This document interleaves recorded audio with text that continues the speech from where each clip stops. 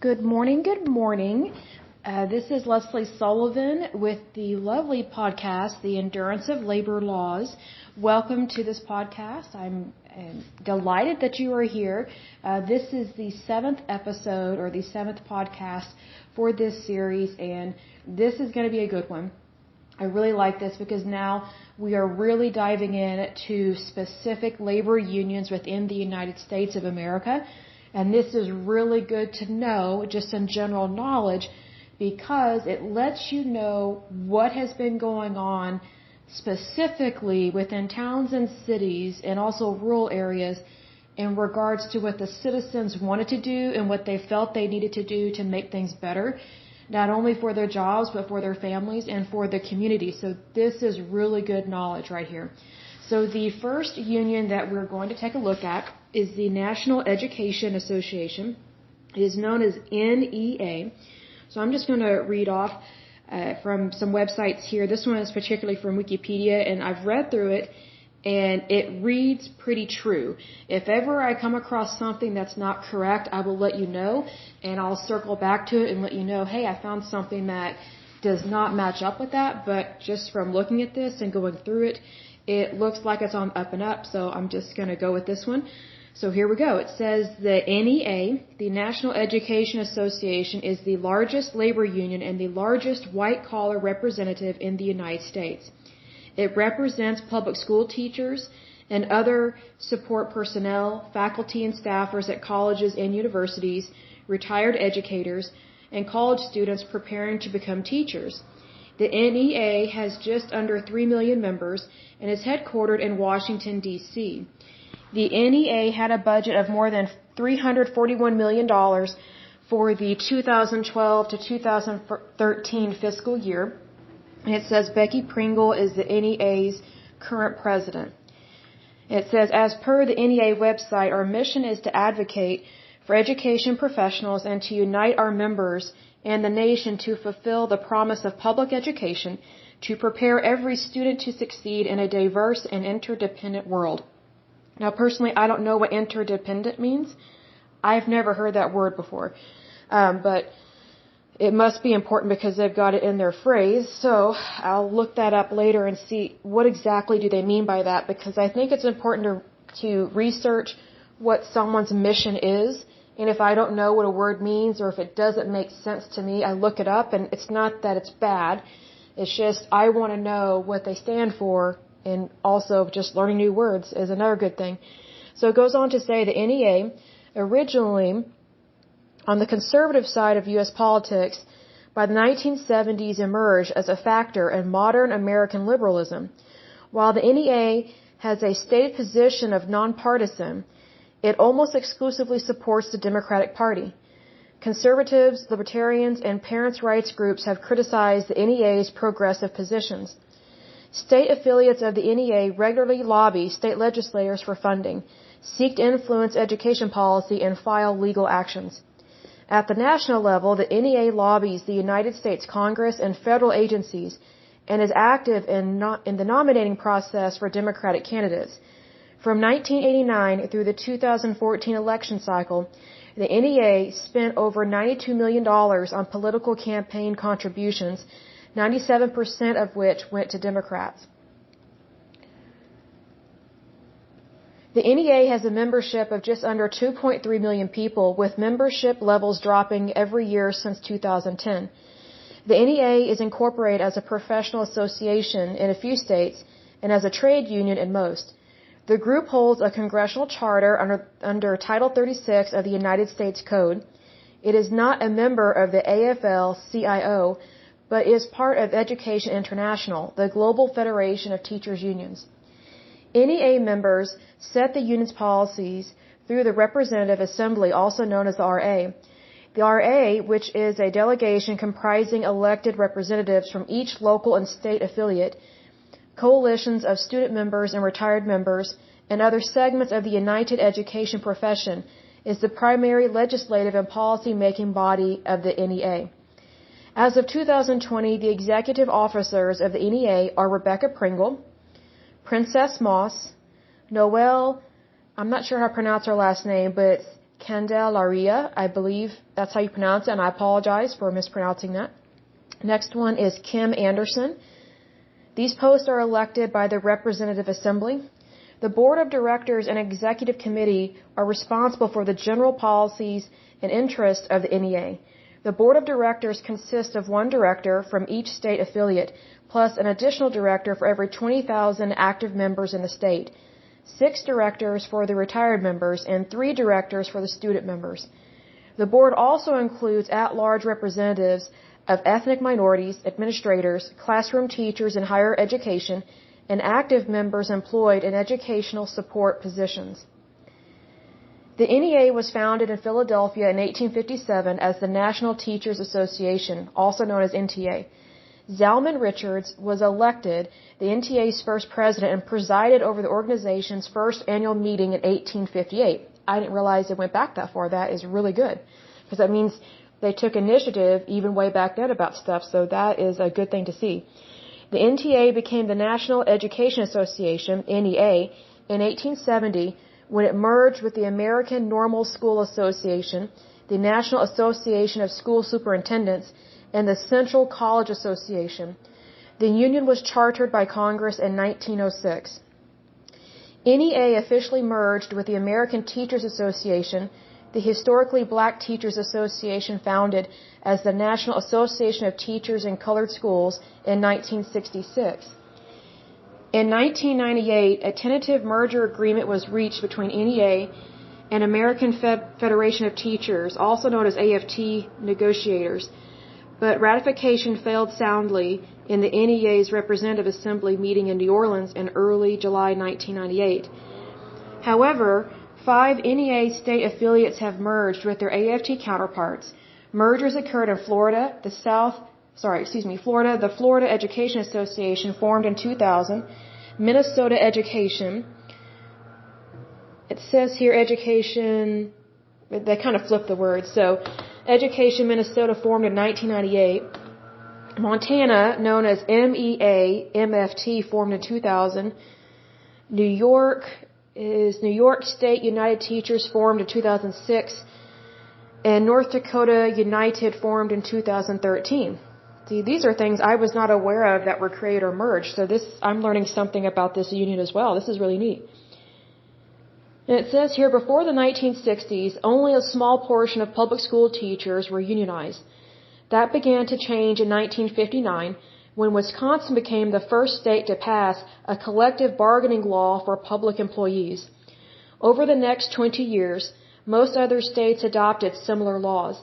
The NEA reported a membership of 766,000 in 1961. In the 1960s, the NEA's demographics were changing. This was due to the merger with ATA and the decision to become a true labor union, among other factors. In 1967, the NEA elected its first Hispanic president. I'm not sure how to pronounce this person's name, but it looks like Braulio Alonso, and I apologize for mispronouncing that name. In 1968, NEA elected its first black president, Elizabeth Duncan Kuntz.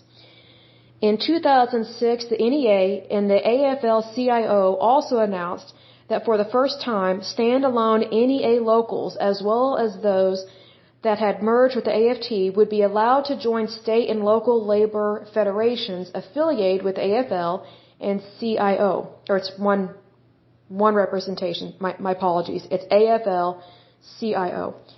In 2007, at the 150th anniversary of its founding, NEA membership had grown to 3.2 million.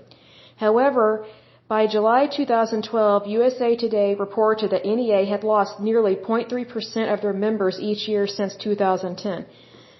That tells me that their members either are not happy with what their union is doing or they don't know what their union is doing. So both those issues are problems. Because the way you keep numbers is to do the opposite of those two things.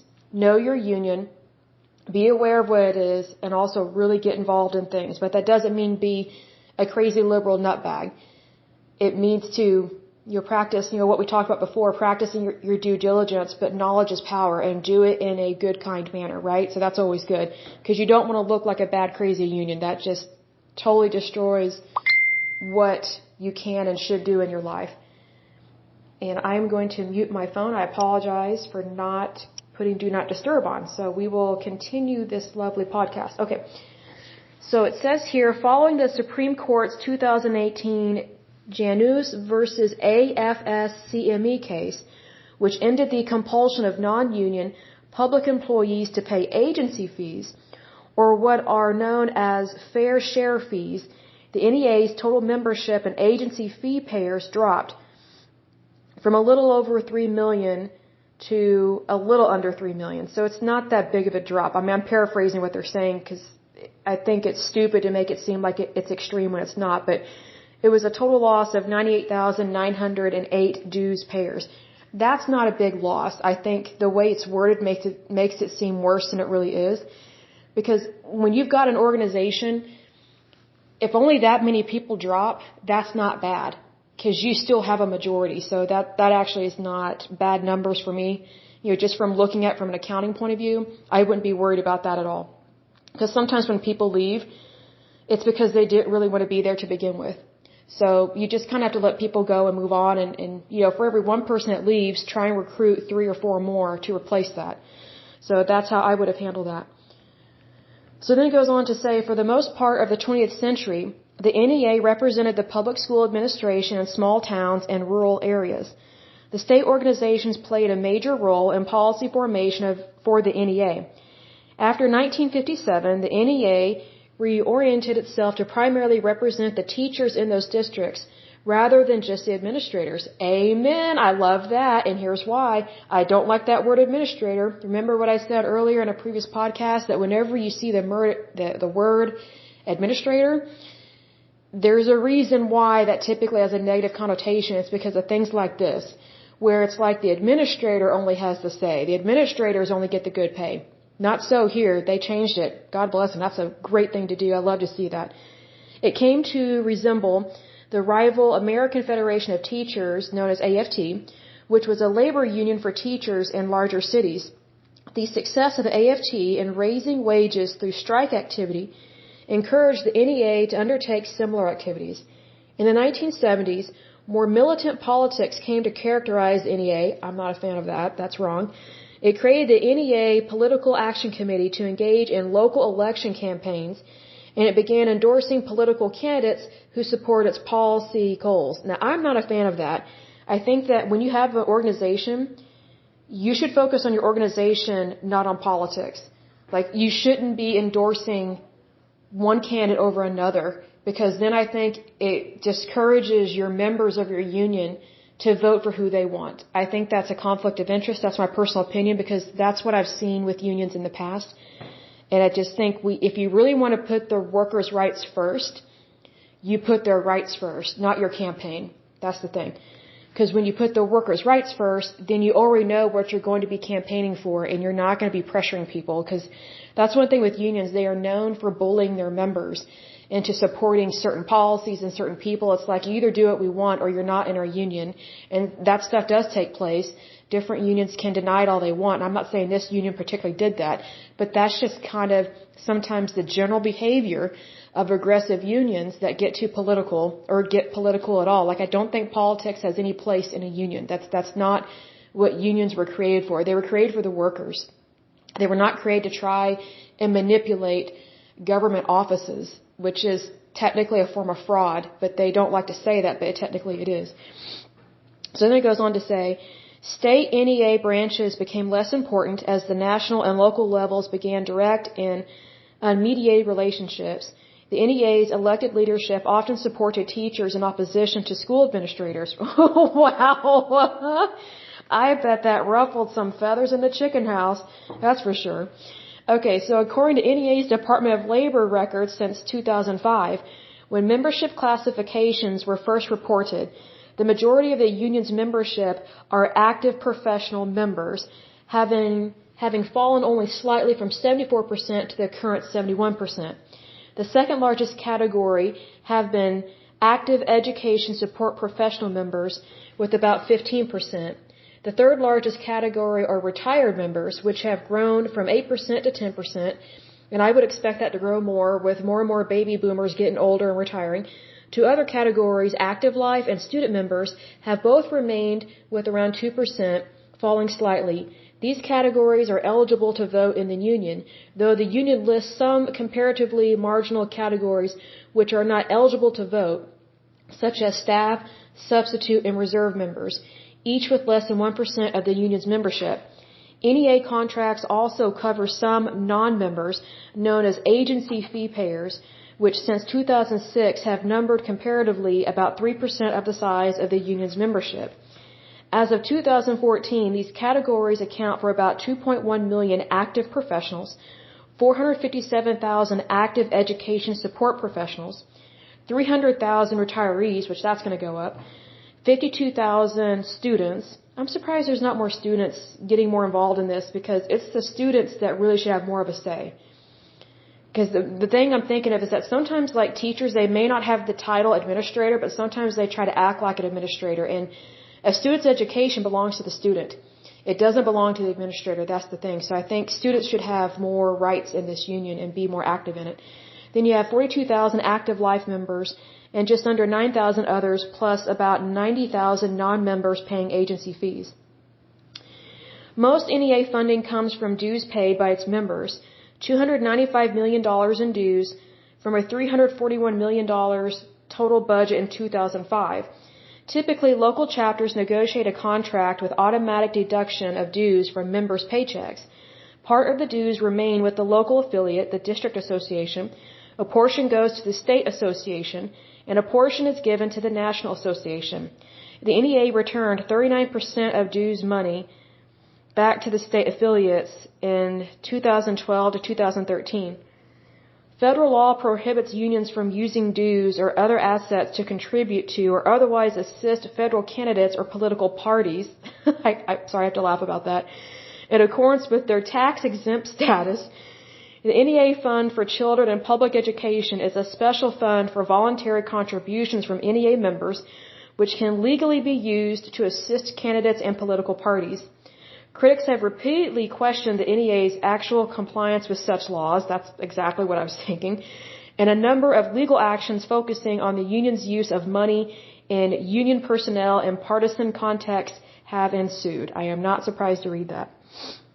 The next section says, National Read Across America Day is an NEA initiative to encourage reading.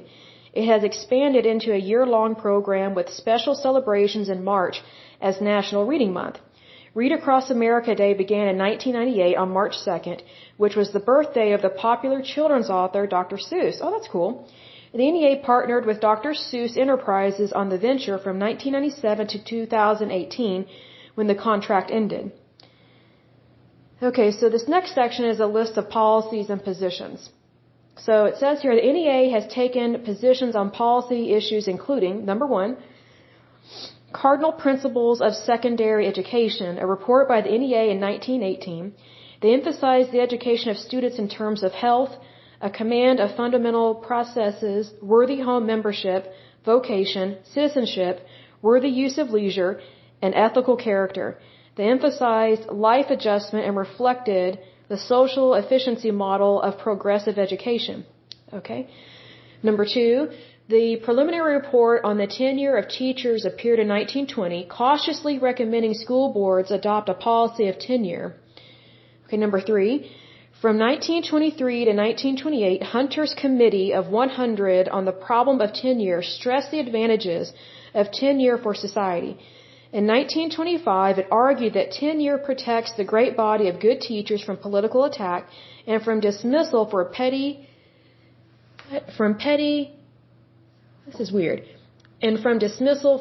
personal and political reasons, but also argued that administrators should maintain control over dismissal decisions.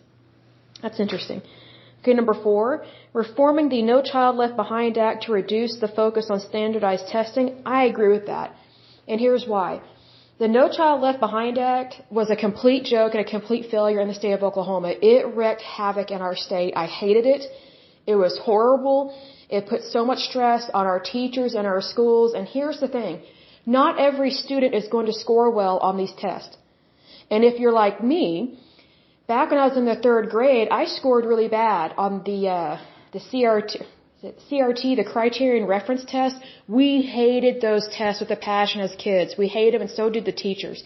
And we didn't get that hate from the teachers. Like, it wasn't because of what they were saying we hated. We just hated these tests because these tests were completely unrealistic about what you learned and what you could comprehend and what you could retain just to go to the next grade. And what sucks is not every student is going to make the best grades on those. So what was happening was they were holding kids back for I don't know how many years. It was terrible. And it's not always a reflection of the teacher. You know, I went to a public school in grade school that was very poor, unfortunately, and we got a lot of the kids that no other schools wanted, and I didn't know this until I graduated from high school, and I realized I got told basically what happened back in those days when I was in grade school, and it was really sad. Like, we had several elementary schools in my hometown. We knew which one was the best and the most popular. It was the nicest school. It was, I mean, just when you walk in, it just smelled awesome. Like, it just smelled like Chanel or something, you know. But I got put at a kind of trashy school because it got redistricted or something, like lines, I don't know what, but had to go to this other school. And, you know, the kids were great, but we had a lot of poverty at our school, and we had kids that were being abused by their parents. They were foster kids, and, you also had kids that were starving or that they didn't know if they were always going to get a bath that night. We had migrant workers. We had this one girl, I remember her, I don't remember her name, but I remember her, she always showed up to school really dirty, like she was just gross. I mean, she was a nice kid, but she was just really gross. It's like she never brushed her teeth, nothing. Well, her family worked, they were called carnies. They worked the fair, and they moved a lot. So she wasn't getting really good food. She wasn't getting a really good home life and all this stuff. Well, do you really think that someone that has a really bad home life is going to score great on a Criterion Reference Test? And are they going to get the support and love that they need from their family? No, they're not. So that testing got worse and intensified with that stupid No Child Left Behind Act. It does not reflect what every child needs, because like for the state in Oklahoma, you know, yes, we have like two major cities, Oklahoma City and Tulsa. Those are our two major cities, but we also have towns, rural areas, and not everybody is super educated. That doesn't mean we're dumb. It's just that some schools really are still out in the sticks because not very many people live out there, but they still need education. And the education needs to reflect what they live, what they can do, and maybe what they want to do. Like, I'm not saying that everybody that lives in the sticks wants to stay in the sticks, but when it comes to these tests, it is completely unrealistic and completely inappropriate to try and force a higher level of education on people that they didn't start out at the right level, is my point. Like, not everybody started out reading at the same age in Oklahoma. So that No Child Left Behind Act, you know, even though I did well in school, I hate that thing. It was so horrible, but that's all I'm going to say about that because it really bugs me because Oklahoma really suffered because of that. So number 5 is increasing education funding. Number 6 is a minimum of $40,000 a year starting annual salary for all teachers. The next one is mandate high school graduation or equivalency as compulsory for everyone below the age of 21. I agree with that because I think to keep people back from graduating high school is stupid. Because not everybody is going to go to college. Like, some people just want to go to a trade school. I mean, there's nothing wrong with that. Like, looking back, I sometimes wonder, sometimes wish I had become a plumber because I know some plumbers that make really good money. I could have been making way more money way sooner. Missed my calling on that. Next one says lowering the achievement gap.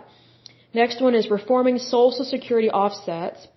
Next one is discouraging school vouchers and all forms of competition with public schools.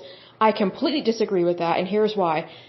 If you are in an area, for example, where I was raised, if you are districted in an area and you're forced to go to a school that's not performing well and your parents want to take you out of school and go to a different school, they have every right to do that.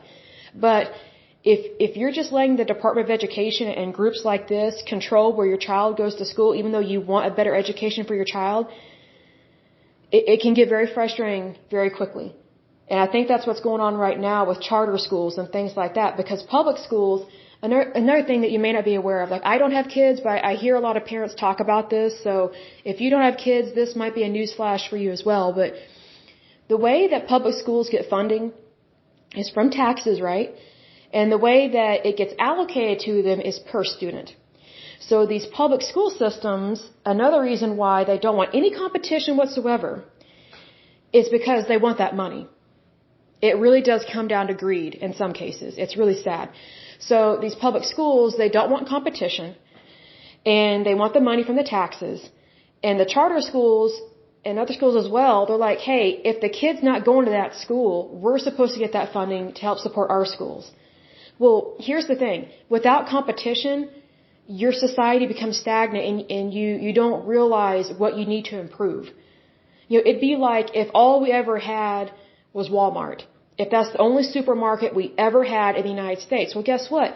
That's all we would ever know. And I guarantee you, if all we had was Walmart, and I'm not dissing Walmart, I'm just picking a name.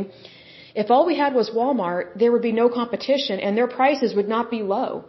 The reason why we have really great prices in supermarkets in the United States is because we have competition. We have Walmart, we have Costco, we have Target, we have Homeland, Albertsons. I don't even know if they're still around, but like we have a grocery store in my hometown that it was originally Albertsons, and then it went to Williams, and then it went to Homeland. So I don't know if it's just a buyout or a merger. I don't know. Maybe I could research that. I have no idea. But my point is this. Without competition, it's the consumer and the citizens that suffer the most. And see, here's the thing. Like, I remember when COVID hit, some prices of groceries went up really bad. Really bad. And even with competition, prices went up. But just imagine if those prices were permanent, those high prices on meat, milk, bread, whatever the case may be. Just imagine if that was permanent and if it just continuously went up. That's what would happen if you don't, and that's what does happen, I should say. That is a guarantee. That does happen when you don't have competition. So I think our public schools should have competition. I think they should be improved. But I think they should have competition, because if something's not going right, they need to fix it. And if a parent doesn't like a particular school that's closest to their house, they should be able to take their kid wherever they want, even if it's an hour away. It's the parent that decides what's best for their child. See, it's things like this where it says, discouraging school vouchers and all forms of competition with public schools. That's that sense of entitlement. That's that entitlement mentality that affects administrators, my lovely favorite word, and it affects bureaucrats. That's just how they are. They think that they're above everybody else and that you should just do what they say. And that is sometimes how the Department of Education acts. They treat parents like they're stupid, and they act like they don't have a right to raise their child in the way that they see fit. And that also goes into conjunction with this federal daycare program. Like, that's why I'm always cautious whenever the federal government wants to do something, because I like to see what's the immediate effect and what's the long-term effect of this, and how is it affecting citizenship? How is it affecting our citizens? Because that's where you really see it come to fruition. You really see the pros and the cons with this. That phrase, not wanting competition basically with public schools, that reminds me of the federal government trying to implement forced daycare at a federal level. Like, that is not the American way. That's not democratic. That's another thing. Let's say we're not even talking about the United States. If you have a government that is trying to force the citizens to do a certain type of program like this, that's just bad democracy. It just is. It's not right in any way whatsoever, because it's technically violating someone else's rights. There's a phrase or a saying that, your rights end where my nose begins. Meaning, we're supposed to be equal. We're supposed to have equality. Well, if you have a union or a government having that kind of thinking, where they think that they're at the top and everybody else is at the bottom and they don't want competition of any kind, that's basically like the school bully taking your lunch money and making it so that they get to eat, but you may not get to eat, or if you do get to eat, you only get to eat peanuts, basically, because you don't have a lot of money. Unions are important and our government is important, but it's the citizens that determines this stuff. Like, you need to be careful who you put in power to have power, if that makes sense. Like, just be cautious with that. Next one is reforming laws governing charter schools. That's interesting. They want to help with that. It says in 2020, the union, along with the American Federation of Teachers, issued a report expressing opposition to active... What? This is weird. Okay, so this kind of takes me back. Okay, so it says in 2020, the union, along with the American Federation of Teachers, issued a report expressing opposition to active shooter drills being held in schools, calling on the drills to be revised or eliminated. You know, I don't know what to think about that. I kind of have some opposition to it. Here's the thing. School shootings, like I think it's Columbine was the big one that affected, like really startled the United States. School shootings do happen, and when that one particular really bad school shooting occurred, it shocked the planet because no one thought something like that would ever happen in the United States, and not at that kind of level. And it changed schools forever. Like, we don't have a choice on that. It just changed things. So once that school shooting happened, our teachers had to be retrained on safety. And in Oklahoma, there are some teachers, at least at that time, especially if they were male, they almost always had a gun in their desk. It was locked. But, you know, they were not going to put up with someone coming in and shooting the kids, whether it was a fellow student or if it was a teacher or a stranger or, you know, who knows what. That's the responsibility of the teachers to protect the students. It really is. And, you know, there are some states that are anti-gun and all this stuff. Here's the thing. You know, just because you're anti-guns, that doesn't mean your enemy won't have a weapon. And anyone that is threatening your life is an enemy. That's just the facts. That's just black and white, yes and no, just plain Jane, right there in your face. Anyone that is threatening your life is an enemy, especially if they're pointing a gun right at your face. My personal opinion on what I just read about active shooter drills being held in schools, I think they should have them. And the reason why is because our society has changed. And if we don't change to either keep up or to try and eliminate such occurrences of violence, then we have failed as a society to do the right thing and to protect the innocent and to protect our children. You know, even though I don't have children, if I see a child that needs to be protected, I will protect them. Like, that's just what an adult is supposed to do. So when a union thinks like this and wants to revise or even eliminate safety drills, I just have to wonder, who are they trying to protect? Because it's not the students. Like, we do have gun violence, but we can also be proactive about preventing it and knowing what to do in those situations, because after Columbine happened, we started having safety drills.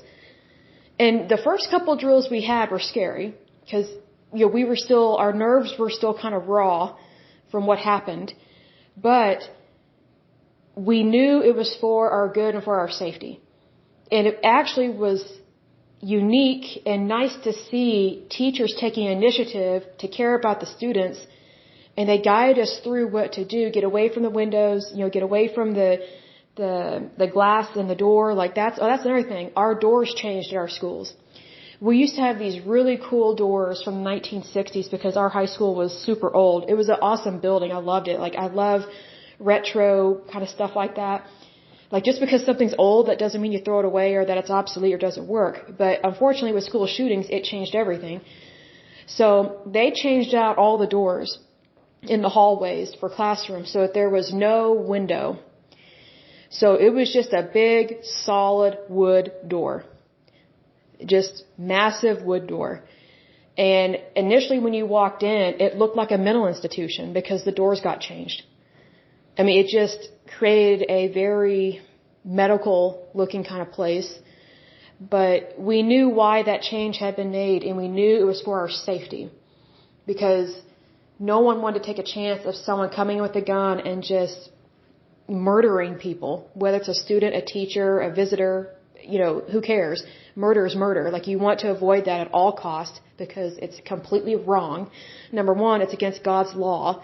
And number two, it's against almost every law in almost every country that is on this planet. Murder is not acceptable. So being that murder is not acceptable, every instance that you have something like this happen, it's the responsibility of the adults in any given society to be proactive in making changes to society to protect themselves, but more importantly, to protect the most vulnerable, to protect the innocent, to protect the weak, to protect the ill. That's the thing.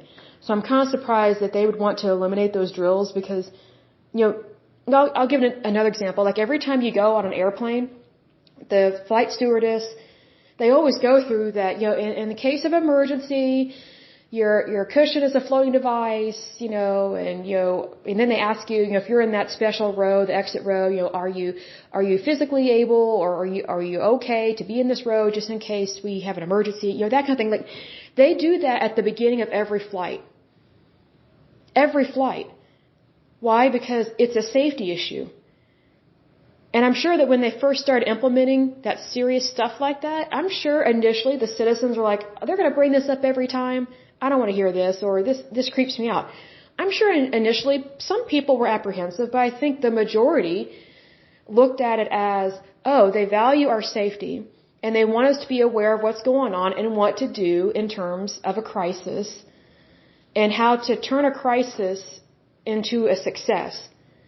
To survive a crisis is to succeed. To die in a crisis is technically to fail, because you lost your life or someone lost their life. Like, you're having to look at things black and white, yes and no with these, because if you look at it any other way, you're making room for failure. That sounds harsh, but it's the truth. When it comes to safety, safety is basic. It is basic, and it's basic for a reason, and it's because it's important. Because if you fail at safety measures, pretty much nothing else really matters, because you have allowed your safety standards to be subpar, if non-existent. So that's kind of my personal opinion with that, but it's also based on facts. Because I remember when school shootings started happening. I remember when our schools, public schools, had to make changes that affected society, but they were doing it for our good and for our safety. Like, they didn't consult some trade union or teachers union to get permission to care about the students. They just did it. That's the thing. Sometimes you just have to do what you know is right. Period. No takebacks, no ifs, ands, or buts. You just do what's right. Next section is political activities. It says NEA has played a role in politics since its founding, as it has sought to influence state and federal laws that would affect public education. The extent to which the NEA and its state and federal affiliates engage in political activities, especially during election cycles, that's concerning, has been a source of controversy. The organization tracks legislation related to education and the teaching profession and encourages members to get involved in politics. So this is a list of the different things that they've done. So from 1910 to 1915, women play increasing leadership roles in the NEA. That's good. In 1912, it says NEA endorses women's suffrage in the United States. And next one is 1918, the NEA Commission on the Emergency in Education, with George Strayer as chairman, warns that the evidence from the wartime draft shows millions of potential soldiers were illiterate or poorly educated and often in bad health. The NEA study said the cause was very low quality rural schools in the South, badly trained teachers, and something like bad financing. I can't pronounce this word.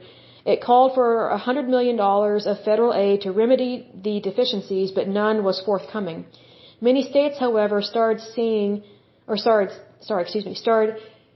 setting minimal standards for rural schools. In 1923, the NEA starts to promote state pension plans for teachers. By 1950, every state had a pension plan in effect. Awesome. That is good. I love that. 1920s, the main NEA goal during this period was to raise teachers' wages. Awesome. Raise standards and to gain a cabinet-level U.S. Secretary of Education. I'm not a big fan of that because I don't think they should be messing with politics. Success on the cabinet issue came in 1979. I'm not surprised with that considering how liberal the 1970s were. 1930s, the NEA was never on good terms with the New Deal. Oh, I'm surprised by that. Its main goal was for Congress to pass a multi-purpose public finance bill that would supplement local property taxes in funding schools. Ooh, I see some problems with that. Some relief money was used to build schools, but the New Deal avoided channeling any of it through the Office of Education. I agree with that. I agree that they're not supposed to channel money like that. Legislation never succeeded because it would condone segregated schools in the South and because Roosevelt rejected any cross-the-board program. He was smart with that. He believed that federal money should only go to the poorest schools and none to rich states. The New Deal set up its own separate educational program through the Civilian Conservation Corps and other relief agencies. Learned something new about President Roosevelt. Awesome. 1940s. The NEA successfully lobbied Congress for special funding for public schools near military bases. Oh, that's good. In 1944, the NEA lobbied for the GI Bill, a law that provided a range of benefits for returning World War II veterans. That is good. I agree with it. 1958, the NEA helps gain passage of the National Defense Education Act. I don't know what that is, so I will research that. 1964, NEA lobbies to pass the Civil Rights Act. Awesome. Love it. 1965, NEA works with Catholic school leaders to pass the Elementary and Secondary Education Act for federal aid to schools. I'm going to have to look that up because I'm not always a fan of Catholic schools. In 1968, after years of feuding, the AFT suggests a merger with the NEA. The NEA refuses. That would be interesting to look that up and see why they refuse. Another 1968 says NEA lobbies for passage of the Bilingual Education Act with federal funding for Spanish language education in public schools. Okay, that's interesting. So then it says another event in 1968, wave of school strikes outside South, 80% by NEA. Okay, that's interesting. So 1969, 450,000 teachers covered by 1,019 collective bargaining agreements. Oh, awesome. That's good. NEA accounted for 90% of the contracts and 61% of the teachers. Oh, good for contracts. That's good. 1972, New York State Teachers Association quits the NEA and merges with AFT. 1970s, state affiliates become powerful lobbyists. That's a problem. I don't like that. Ooh, you gotta be careful with lobbyists there. Because whatever someone's lobbying for, it technically means they're lobbying against someone else. So that's kind of a problem. You have to look at both sides with this. 1976, 265 NEA delegates attend the Democratic National Convention. NEA endorses Democrat Jimmy Carter, I bet they regret that, for president. He wins and secures a Department of Education in 1979. Jimmy Carter, just in case people from other countries are listening to this, Jimmy Carter was one of the worst presidents the United States has ever had. He was very uneducated, did not have a concept of how to properly use monies. He did not really understand that businesses need to stay in business because their citizens need wages, things like that. Like, I'm not against Democrats holding office, but he was pretty bad. And I know just from a bunch of older people that I've met over the years from different states and different parties that he was pretty bad for the United States. So 1980, 464 NEA delegates attend the Democratic National Convention. 1984, the NEA lobbies for passage of a federal retirement equity law that provides the means to end sex discrimination against women in retirement funds. That is concerning. Not for the way my voice probably sounds, but I was not aware that there was sex discrimination against women in retirement funds. That is sickening. So I am all for them helping to end that. I just don't think they should be influencing lobbies. There's a better way to do that, but I was not aware of women having discrimination in retirement funds because that's really cruel to do that to somebody just because they have ovaries. It just sickens me, and that's all I'm going to say about it. Year 2000 to present, the NEA lobbies for changes to the No Child Left Behind Act. I agree with it. I wish they would just get rid of the act altogether because I don't like it. In 2009, NEA delegates to the Representative Assembly pass a resolution that opposes discriminatory treatment of same-sex couples. I don't know what that's referring to. I don't know if they're talking about parents or people dating that are in high school that are same-sex couples. I mean, I don't understand because if they're supposed to be talking about schools, it needs to be involved in schools. Like, they need to just be focusing on school and education. But if they're branching out to talk about same-sex couples, that it's nothing to do with the Department of Education, I don't think they should be involved in that on any kind of political or platform. I think that's a no-no. I think they need to stick with their mission. I mean, it's one thing if they personally want to end discriminatory treatment of same-sex couples, like, within their community, but if they're using an organization that's actually meant for something else, I don't think it's appropriate to try and branch out into other causes. Even though I do agree discrimination is completely inappropriate and completely wrong. It doesn't matter if someone is a same-sex couple or they're heterosexual or whatever the case may be. Like, discrimination is just wrong, period. My disagreement with what they're doing here is that their organization needs to stick to what their cause is, not try and influence other causes. I think it's a mistake to get off track, big time. So especially when you're a union, that's a mistake, because when a union gets off track, it's neglecting its members. So that's a big problem. And it goes on to say, in recent decades, the NEA has increased its visibility in party politics, which I disagree, endorsing more Democratic Party candidates, I disagree with that, and contributing funds and other assistance to political campaigns. I don't think they should be contributing to any political campaign, even if it was a Republican. They should not be influencing anything political. I think that's wrong. The NEA asserts itself as nonpartisan, but critics point out that the NEA has endorsed and provided support for every Democratic presidential nominee from Jimmy Carter to Barack Obama, and has never endorsed any Republican or third-party candidate for the presidency. They shouldn't be endorsing anyone. That's not the purpose of their union. Based on required filings with the federal government, it is estimated that between 1990 and 2002, 80% of the NEA's substantial political contributions went to Democratic Party candidates, and 95% of contributions went to Democrats in 2012. The NEA maintains that it bases support for candidates primarily on the organization's interpretation of candidate support for public education and educators. I don't believe that. I think that's a lie. I think the Democrats are using unions to promote their political agenda, and unions and politics need to be completely separated. Completely. That's all I'm going to say about that. It just irritates me. The NEA maintains that it bases support for candidates primarily on the organization's interpretation of candidate support for public education educators. Every presidential candidate endorsed by the NEA must be recommended by the NEA's PAC Council, composed of representatives from every state and caucus, and approved by the board of directors by a 58% majority. That tells me right there that this political activist behavior is coming from the top. It's coming from the directors. It's coming from these people in power.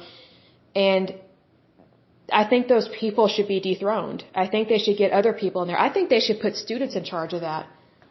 I think they should give them a chance to really steer the union in the right direction, because if you have people in power that are taking over your union and trying to push it towards one party, whether it's Democrat or Republican or Libertarian, whatever, that's a problem. Even if you agree with what the person in power or the powers that be, even if you agree with them, that's not the role of a union. They're forgetting about the workers' rights.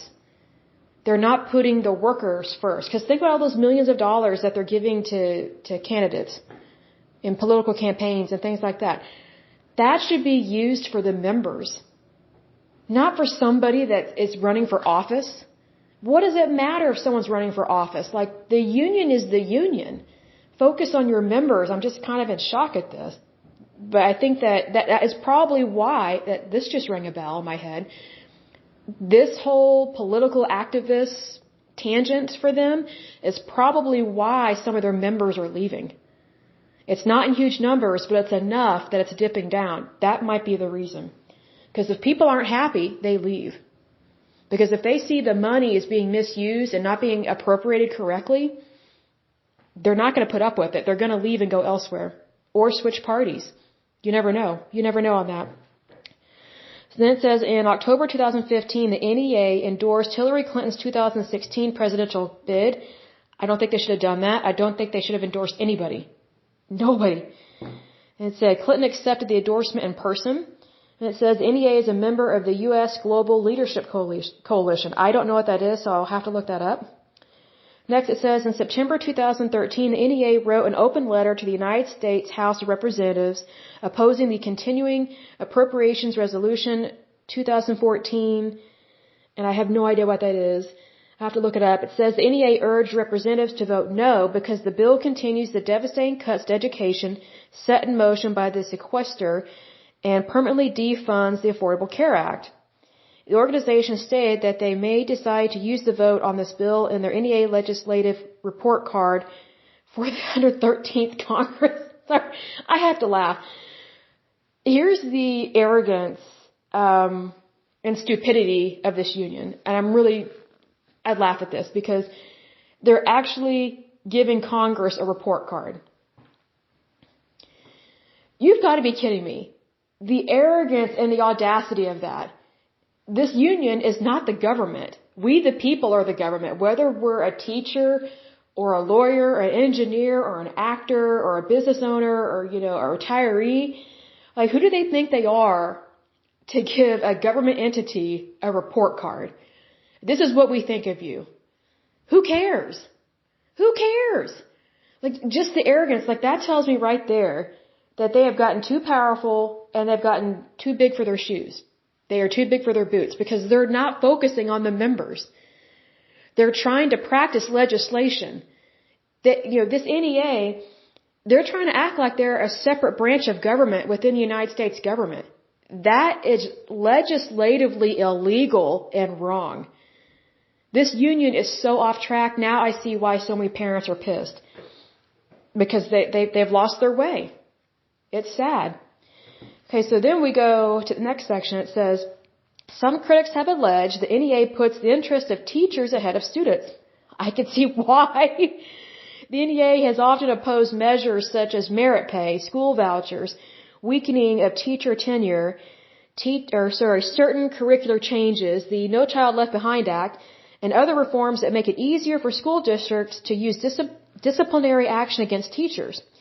In July 2019, the NEA voted down a resolution that would have rededicated itself to the pursuit of increased student learning in every public school in America by putting a renewed emphasis on quality education. With the modern scrutiny placed on teacher misconduct, particularly regarding sexual abuse, the NEA has been criticized for its alleged failure to crack down on abusive teachers. From an Associated Press investigation, former NEA President Peg Weaver commented, students must be protected from sexual predators and abuse, and teachers must be protected from false accusations. He then refused to be interviewed. The Associated Press reported that much of the resistance to report the problem comes from where fellow teachers look away and school administrators make behind-the-scenes deals. Ooh, scandal, scandal, scandal. Okay. Inclusion of the NEA ex-gay caucus at a convention in 2006 sparked controversy. Okay. Some critics believe the NEA promotes a gay rights agenda, especially since the U.S. Ninth Circuit Court of Appeals 2005 case, Fields versus Palmdale School District. The case originated when some California elementary and school students were administered a school survey containing sexual questions. Parents who had not been told the survey would contain questions of a sexual nature brought the case forward. I agree with that. The parents should have a right to do that. And if I was a parent, I would totally be concerned about that. The court in that case initially ruled that parents' fundamental right to control the upbringing of their children does not extend beyond the threshold of the school door, which upon petition for rehearing was struck and clarified to does not entitle individual parents to enjoin school boards from providing information the boards determine to be appropriate in connection with the performance of their educational functions. Whoa.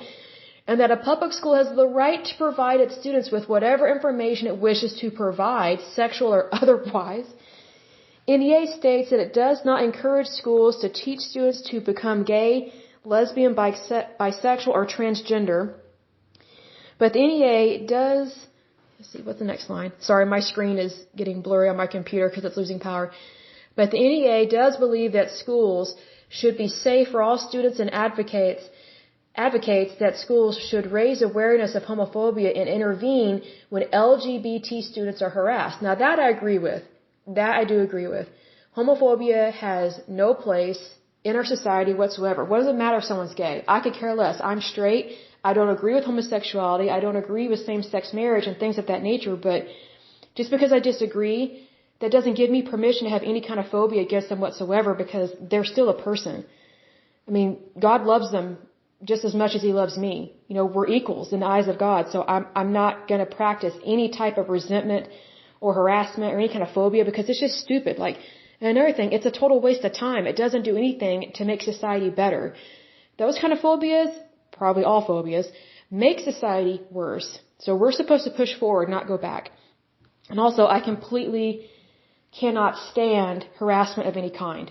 It doesn't matter if it's towards women, gays, straights. It doesn't matter. It does not matter whatsoever because harassment is just that. It's harassment. It has no place in our society, especially not in schools or the workplace. And then it goes on to say, a leading critic of the NEA from the left is Dr. Rich Gibson, whose articles on the NEA-AFT merger convention outlines a critique of unionism itself. So that's the last line of this article. But a very interesting podcast today about the NEA Association. And I would encourage you that, if you have questions, feel free to email, call, whatever the case may be. Again, you can call in at 405-314-1119. Email address is Lesley2018Sullivan@gmail.com. And that is Lesley 2018Sullivan, SULLIVAN@gmail.com. And also on my podcast website, there is a contact button that you can submit a question or a message there as well. And this is really interesting with NEA because it's so interesting. Unions, this is a really good example of where a union had a really great beginning. Awesome beginning. Because our country needed this. Our country needed people to come together that know exactly what to do and what they wanted. Knew exactly what to do. My past tense and present tense malfunction there. But it's a great example of where citizens came together to do the right thing. What I don't like is how this union has gotten off course, and it has allowed some pretty radical people and theologies, even if it's not religion, has allowed some doctrines, I guess would be a better word, has allowed some doctrines to infiltrate, control, and manipulate their union, and get involved in other things that's not supposed to be involved in. I mean, it's just, that disappoints me right there because that tells me they're not focusing on their mission. And I'll give an example. Let's say, for example, you're going into battle and your soldiers, they know what they're supposed to do. They've been trained. They've been told where they're supposed to go. They're supposed to take that hill or take that mountain and fight the enemy. Well, if they just decide to focus on something else, then they have failed their mission because they did not take the hill, they did not take the mountain, and they did not pursue the enemy. They did not do what they were supposed to do. It's the same way with this union. They have a mission, but they have steered off course. And it has caused a lot of problems. It's really irritated a lot of people.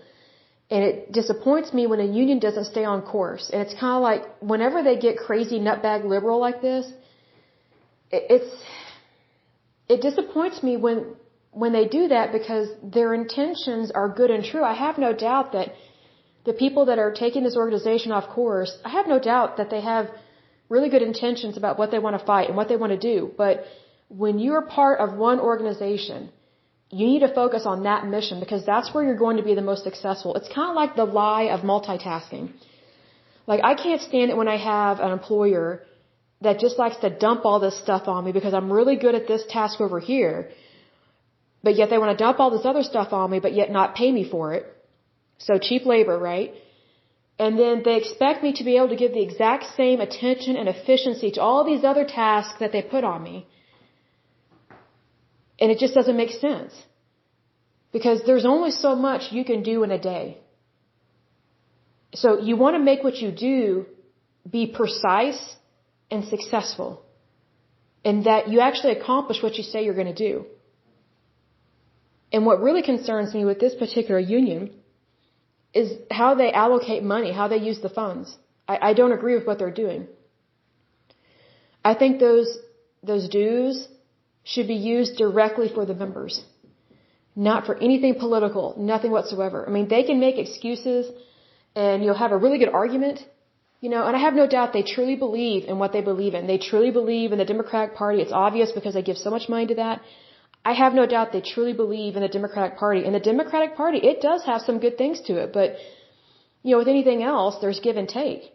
There are good and bad things in the Republican Party. But I think that when it comes from the viewpoint and the validity of organization, when it comes to money, you have to be very careful how you're using those monies.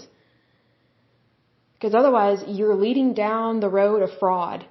And I think, regardless of whether they give themselves permission or not, and whether or not the government looks away, turns the other cheek on this, or turns a blind eye, just side note, turn the other cheek was not a good reference, because that's not what Christ asks us to do. He doesn't ask us to turn the other cheek when there's bad behavior going on. But it's just concerning to me about what they're doing. So I pray that they get back on course and really focus on great education, not just good education, but great education in the public school system, because I am one of those people that went to public school. There was a big part of me that wanted to go to private school, but that wasn't on the ticket. That wasn't on the ballot for me in terms of my situation. Because we all knew that public schools were kind of a step below private schools, because I kid you not, I'll close with this, I guess, but when I went to college, I could tell who had been to private school and who went to public school, because kids that went to private school, they were way more ahead in terms of education when they got to school, when they got to college. Like their math, their science, their English, their writing, it was far better and ahead of me. I mean, it was like they were sophomores or juniors in college already, like just their skill level, their skill sets. And I just thought, what in the world? It made me think, what the hell, excuse me, Lord, what was I taught in public school that I can tell I'm not as competent as some of these other kids that went to private school? Like, it was disappointing.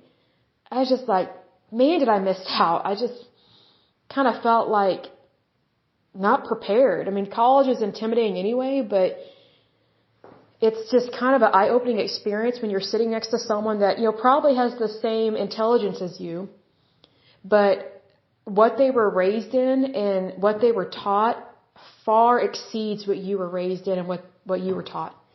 It was kind of disappointing. I was like, wow, public schools at its best. It's just kind of like, it was kind of shocking to me.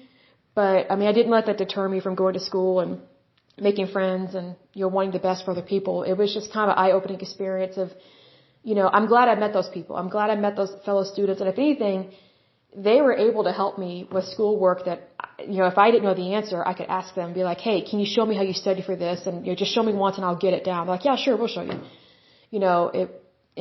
It was just really nice to be sitting next to people that, if they are ahead of you, and if they offer to help you, they can train you way better than a teacher that didn't know what they were talking about in a public school system. That's why I think it's important for more students to get involved in that NEA Union, because students sometimes have better ideas than the teacher. That is probably going to hurt some feelings and ruffle some feathers, but I don't care, because what I'm saying is true. It is definitely true. I've lived it. I've breathed it. I have seen this reality in my life, and it takes me aback at times. It does. But point being that I really think this union is a good union. It just needs to get better. It needs to get back on track. I think if they continue to veer off in the direction that they're going, number one, they're going to lose members. Number one, they're going to lose monies. Number three, they're going to look like an idiot with trying to infiltrate and ruin our laws as opposed to making laws better, because, the title of this podcast is The Endurance of Labor Laws. They're not even focusing on labor of the teachers. That was the whole point of their union. Like, just because, we have more advanced technology and we live longer, we have better health, that doesn't mean the endurance of the mission stops. Because there is always something good to do for mankind. And if you're going to focus on labor for teachers, you need to focus on labor for teachers. Like, focusing on all these different causes, it's just distractions. Distractions never get the job done. And distractions are just like stupid multitasking. Guess what? Instead of getting one job done really well and being extremely successful at and doing a great job, guess what? Now you've got all these other things that, you're doing them, you may be completing them, but guess what? It's not your best work because you weren't diligent in it. It's the exact same principle. That exact same principle applies to the private sector as it does the public sector, and it definitely applies to unions. Big time. So, but anyway, I will end this podcast with, speaking a blessing for you. I hope that I pray that, I don't just hope, I pray. It's good to have hope, but when you pray for something, it means it comes to pass. Because God answers prayers every day. Even if you don't believe in God, give it a chance. I look at it this way. You can always be blessed. So I pray that you're happy, healthy, and whole. If I can talk slower, happy, healthy, and whole. And I pray that you're wonderfully prosperous and that you are enjoying your life every day and doing what you truly desire. So have a blessed day and a blessed week. Thank you so much. Bye-bye.